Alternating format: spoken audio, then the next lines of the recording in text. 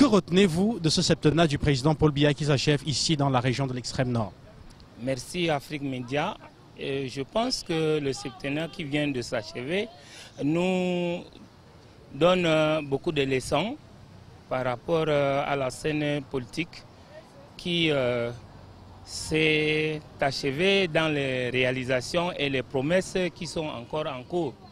Alors, ce que nous retenons, c'est qu'il y a des promesses qui ont été réalisées et d'autres qui ne sont pas encore réalisées et d'aucuns aussi sont encore en cours.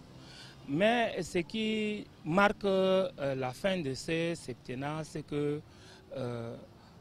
nous attendons encore beaucoup. Nous attendons encore beaucoup de choses du gouvernement parce que si il y a un gâteau à partager et que l'extrême nord n'est pas à 60%, ça prouve que nous sommes vraiment lésés. Et il faudrait que le gouvernement fasse tout pour donner également ce que nous lui accordons comme crédibilité dans ses fonctions. Alors, je voudrais à présent savoir ce que vous retenez des réalisations qui ont été effectuées. Les réalisations, ce que je retiens, c'est par rapport à la route digue. Rien qu'au niveau de Maga, il y a quand même la digue qui a été, n'est-ce pas, réalisée à 80%. Et nous avons également la promesse de l'université qui a été effective il y a de cela 10 ans. Et nous voyons également le projet de la route Maroua-Koussiri qui n'est qu'en cours. Alors, qu'est-ce qui nous galvanise pour le moment? Ce sont ces promesses. Mais nous ne sommes pas sûrs que cela pourra vraiment s'achever.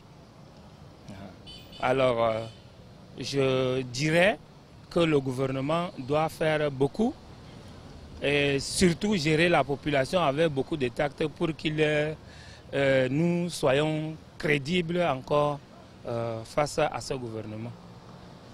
Oui, et maintenant, on remarque que le phénomène Boko Haram a été contré et pratiquement éliminé. Est-ce que pour vous, cela ne rentre pas dans les grandes réalisations?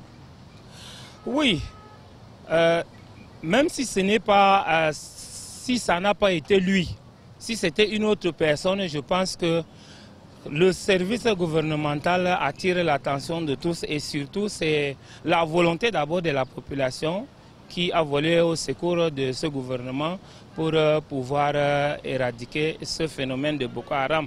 Nous en sommes fiers, seulement que le chef de l'État a pesé de tout son poids pour que cela soit éradiqué. Nous lui tirons vraiment un chapeau pour ce point. Et aussi, nous n'allons pas également baisser les bras pour dire que le gouvernement seul peut tout faire. Nous également, population de l'extrême nord, nous n'allons pas également le laisser dans toutes ces réalisations seuls. Nous allons voler également à son secours pour que nous ayons une bonne réalisation pour un extrême nord qui est vraiment en paix et qui va bien évoluer dans son développement socio-politique et culturel et économique également. Je vous remercie.